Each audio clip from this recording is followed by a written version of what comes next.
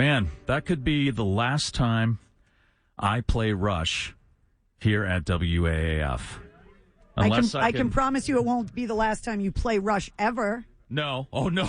What do you think I'm playing in the car on the way home? Yeah. You were talking about top 5 moments. Yeah. So let's just set the scene right now. Okay. There is probably 150 former AAF employees that are in every nook and crevice. Yeah. There are people starting to pull up in the parking lot outside. And we asked everybody, we said, look, we're going to open this party up for everybody. Mm-hmm. We want everybody to have the chance to come in and talk about their stories and all of that here at AAF. But the only thing we asked for is the last hour of the show to be for you and I. Yep. So we just emptied you and me. We emptied the studio, and all we got is the camera guys in here, and it's just you and me because we're going to ride this thing out the way we want. That's right. And it's together. Mm-hmm. Because we're the last two standing.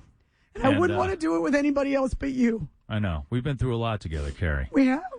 There's been times where we didn't know if we were going to keep our jobs before, and we were just saying, whatever, we're just going to do our work and do it the best we can and make this station the best we can.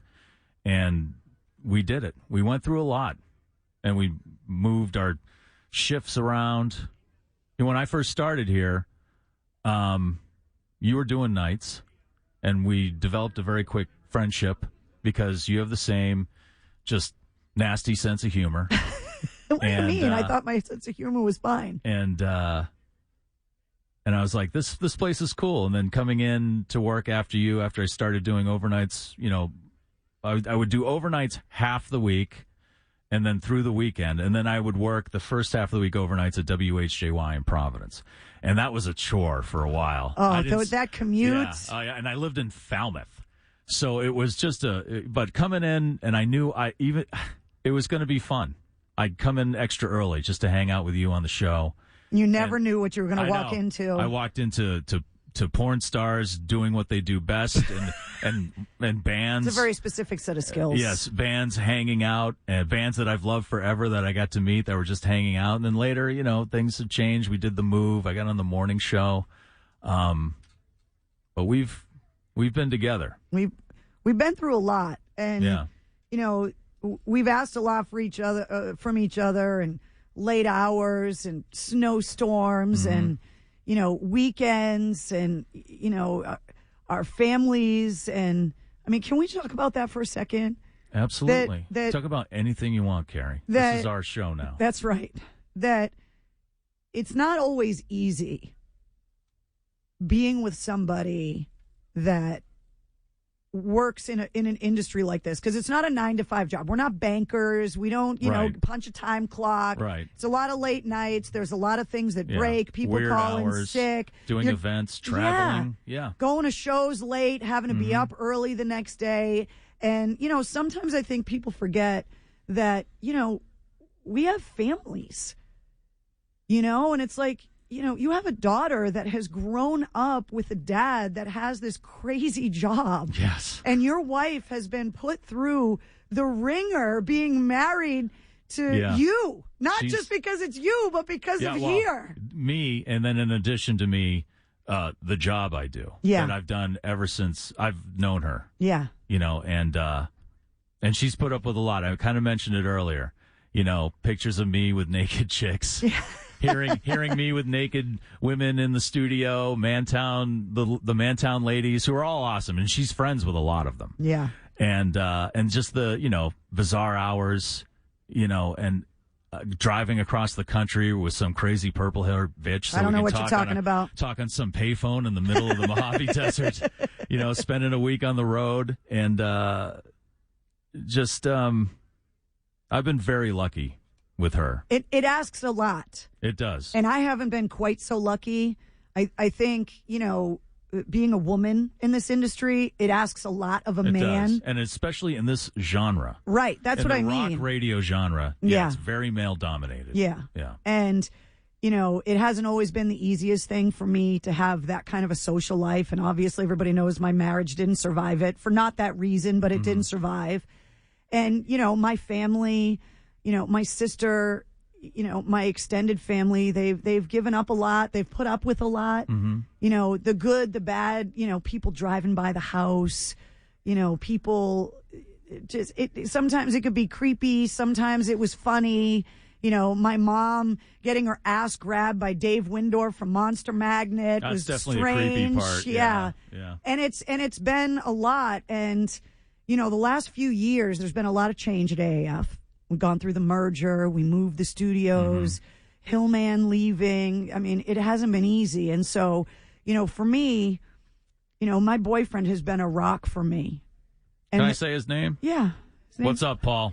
We know Paul's listening right now. You're a badass. And it's not easy. And the people that love us the most are the ones that can take the most abuse from us without us meaning to. And so I just wanted to take a minute to acknowledge all of the people that have made it possible for you and I to live this dream. Yeah. Because they deserve so many thanks for being so forgiving and understanding so that we could come in here every day and do what we do. Yeah. And it means a lot. It does. And we love you. It does. I've been very, very lucky. Like I said, my wife has put up with a great deal. And but that's why I married her, because it's not every week you find someone who can put up with your crap. Yeah, it's hard to find somebody, and that's a lot of crap. And I hit the lottery, and I love her very much. Yeah. And she, thankfully, hopefully loves me. She does. Yeah. I feel it every day. I would have dumped your ass long ago, Mike. I know, you probably would have. Yeah. And my daughter, who has witnessed the weirdness, the whole time, she's put up with a lot too, Yeah. And I appreciate that, and I love them both greatly. Yeah. And I really. So I wanted to take that, I wanted to take that minute to just thank the people that mean the most to us, because they deserve it, and we don't have that much time left. No, we got about 40 minutes. We promised each other that we were going to take this time and, really be able to kind of thank the people that we wanted to thank. And, you were talking about our top. Are we going to do our top 5 now? I've been having a hard time. Yeah. Thinking of the top 5. I mean, there's so many. That's the problem. Know. It's not like there's not 5. There's hundreds of moments that were just so funny. All those Ozfests we broadcasted from all day. Were crazy. We'd start at 9:30 in the morning, and we'd get home at 2 in the morning, and all the interviews all day, and all the local bazookas, the big field days, the indoor beach parties. The summer sanitarium shows at Foxborough with Metallica and Korn and Kid Rock. Yeah, all those huge shows that we'd work at, and it was work sometimes, but I mean, really. Yeah, it was a good time. I always hesitated calling it work. Yeah, because I would say, well, no disrespect to people who work in banks, it beats working in a bank. Yeah, it does. And I've done a lot of crappy jobs too. I've worked in various kitchens and landscaping and cleaned dumpsters, and like everybody does. When they're young, they have those jobs, and I've been very fortunate not to have to do that and not to have to wear a tie, except to court. But I wouldn't, it's just been a crazy, crazy dream. Yeah. For 20 years. And we've been lucky we've been able to do it this long, because that's a very uncommon thing in this business. Like Neanderthal, who we mentioned earlier. There's a guy who, was from here, started in radio here, and crisscrossed the country twice. Yeah. Working. He's still doing it. Yeah, Kansas City and Sacramento, and now is he out in Phoenix now? In Arizona, yeah. And so we've been so lucky. I know. And that's why it hurts so much that it's over, because we know how lucky we've been, and you have it good for so long, and you just don't want it to go away. Yeah. Yeah.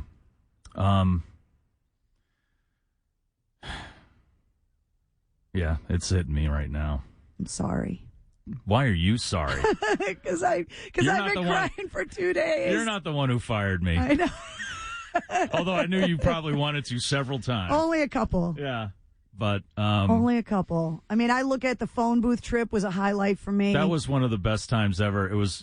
I'll never do anything like that ever again.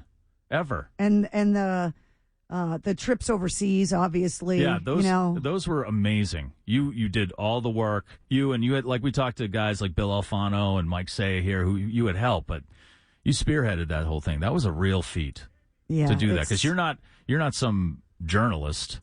I play one on the radio. You're a rock DJ, and they let a rock DJ get embedded with the Massachusetts National Guard. I can just only imagine, those guys from Massachusetts, and seeing you roll up in some Humvee or a truck or a Jeep, whatever, and you getting out with your purple hair, and there's that little bit of home. Yeah. Right there. And and just that little bit, even if they only got to talk to you for like 5 minutes, that must have helped those guys so much. It meant the world to me. And you did it twice. I know. In 2 different countries. Does it smell over there? It was terrible. But you did it. I always admired that about you. You're so tough. I'm having a hard time staying tough now, though. This is okay. But you've done some things. I really admired that about you. Thanks, Mike. It's about character. There's a kind of character that, like, Spaz has. Spaz has amazing character. He does. That guy's taken a lot of crap in his life, and he's made the best of it, and he's a great guy. And you have a different kind of character where it's just a drive forward, and it's inspirational. And for me, I look at a guy like you because I have a really hard time controlling my emotions. It's like it's impossible to look at me and not know exactly if I'm pissed off, if I'm sad, I can't stop crying. And you've always been that guy that has always been a rock for me when things were going bad. And I don't just mean when we were having struggles at the radio station for whatever reason. I mean, I always knew that if anything was going on in my life and I needed sound advice and somebody to talk to and vent to and a sounding board and somebody that I just knew would be willing to just listen, even if it's just because I needed to yell at somebody or bitch to somebody, that I knew without question that I could always come to you, and you were my partner in crime here for so long. And I love that about you, that I knew that no matter what, no matter the time, the day, the place, that I could come to you and say, Mike, I need you to listen to me and I need you to help me solve this problem. And you would. And I love you for that. Because you're my sister. I know. People have work wives. I have a work sister. You do. And we'll fight for each other. And whenever someone was picking on me, my sister would come and take care of them. And that's going to be one of the hardest things, is not seeing you every day. Oh, you'll get used to it pretty quick. I don't I'm sure. know. I might just start camping out in front of your house. I'm sorry to your family. That's okay. I'm worried about my neighbors. My family knows you. Yeah. My neighbor's like, who's that? Should we call the cops? Why is she sitting in the yard, rocking back and forth, hysterically crying? Oh, my God. Yeah. So, we have our boss here. And I hate to do this to you, Joe. No, you're not. It's not a boss thing. I know. It's not your boss. You are, though. No. No, for the next 35 minutes, that's not what we're talking about tonight. We're talking about the fact that, we'll get into it. I don't mean to interrupt you. No, I just say, we got you here. I do have to play these commercials. Do it. Do I have to, boss? I don't care. Really? I'm not the boss. Well, do what you want. I don't want to get the boss in trouble either. Yeah, we don't want him to get in trouble. That's right. He was very nice to let us do this. People have been asking why we've been playing commercials, and it's because these advertisers wanted to stay with us till the end. Yeah. And God bless them. And you know what? Thank you guys. So let's do them and come back. Right. Guys, we are taking the last half hour of WAAF. You got to stay with us because we're riding it right to midnight. Right. All right. We'll be right back. It's all